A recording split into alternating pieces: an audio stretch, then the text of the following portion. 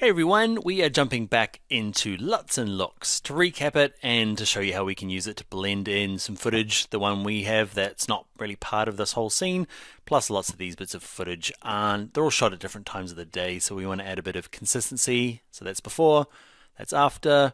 Okay, we'll look at some free ones and we'll look at some paid options for LUTs. Lookup tables. Let's get in there.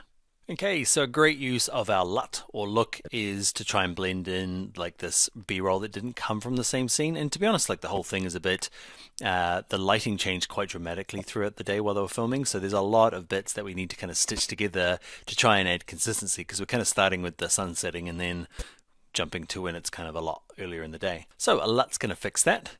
Let's do a couple of things. I want to show you a little shortcut, or not a shortcut, a tip. And watch this. If I make it bigger, nothing really happens, but watch when I make it a bit bigger. Oh, a little bit bigger. You can see the thumbnails up here.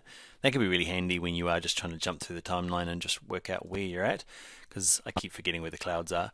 Okay, so there it is. The other thing we're going to do is we're going to apply our LUT to an adjustment layer, because we are good like that. Yeah, did I cut that bit up? So we do it, we click on the little, make sure you're on your project window, go to the little turned up page. We're going to make a new adjustment layer. We're going to click OK.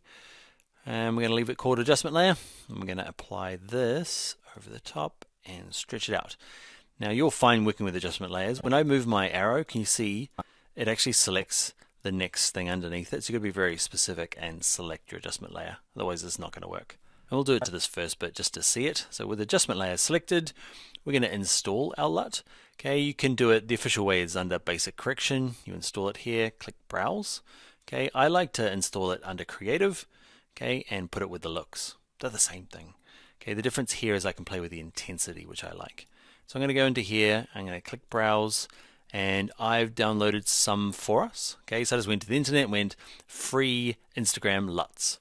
Okay, I know I use that word free too much. I'll talk about a paid one at the end, but let's have a look under parkour. Let's look under graphics and pick one of them and click open. Okay, and you can kind of see it applied there. I can play around, it's called Jefe. I can lower it down, raise it up. You don't see it in the thumbnail here if you're wondering why. It's because LUTs aren't meant to go in here really. They work just fine though. Alright, so you can decide on how much you want, and because it's covering everything, everything should get this kind of consistency across it all to tie it all together, which is really nice. It's probably a little bit high. I'll go back to the 100 that it was set at. Seems to look nice. One thing to note about LUTs and looks is you can only have one in it at a time, which is really weird. Okay, so if I want to go through and pick a different one, I have to kick Jefe out and put in Hudson. So it's kind of one loads at a time. You can see Jefe's gone, which is it's a real big pain. This might be in the future. This is a request that a lot of people have asked Premiere Pro for, and there is a way of kind of putting in more than one. There's a bit of a hack, but it's way too hacky, like mixing with the code. But they might actually just turn it into a feature in the future, which I believe they probably will. I'm gonna go back to Jefe because I liked it. The other thing to note is that Jefe will only be around for this project. If I save and close it and open up a different project, it's not going to have Jefe in there. There is there's another hack to kind of make it persistent through all projects, but again, hopefully just be a feature that Premiere Pro releases soon. Now in terms of paid LUTs and looks, you are going to find a lot more LUTs around because it's more generic. It goes into lots of different programs, not just Premiere Pro, whereas the looks, which is essentially the same thing, but the word that Premiere Pro uses, okay, it's more specific for Premiere Pro. You can look at things like Elements as part of their subscription. They've got lots of LUTs. Okay, LUTs. Travel maker LUTs. The cool thing about having something like this is you can click on them and kind of preview them and watch the little video. Generally, this one doesn't have a little video. It kind of has them over here. You can kind of see, rather than having to load them all in, okay, go to browse and load them all in, you can kind of get a sense of what you might use. Another place you'll find LUTs is often videographers, famous people on YouTube that talk about film. They will have their own LUTs, like this guy here, Peter McKinnon. We talked about him earlier. I've made a link for you at bringyourlaptop.com/Peter. And no referrals or anything here, just I like his style and I like his LUT pack. Okay, it was 15 bucks. I use it a bit. The big thing to remember though with these LUTs from anybody is that they will make good footage great, okay, but if you've got bad footage, it's going to make it less bad, but it's not going to bump it up to great. Okay, so it depends on what you're starting with, depending on the effects of some of these. If you do go visit Peter, let him know that I sent you, mainly because I'm a fanboy and I want to do something with him professionally one day. I'm not sure why I added professionally, but that's what I'm going to do with him. Maybe I'll give him a kiss, just on the cheek though.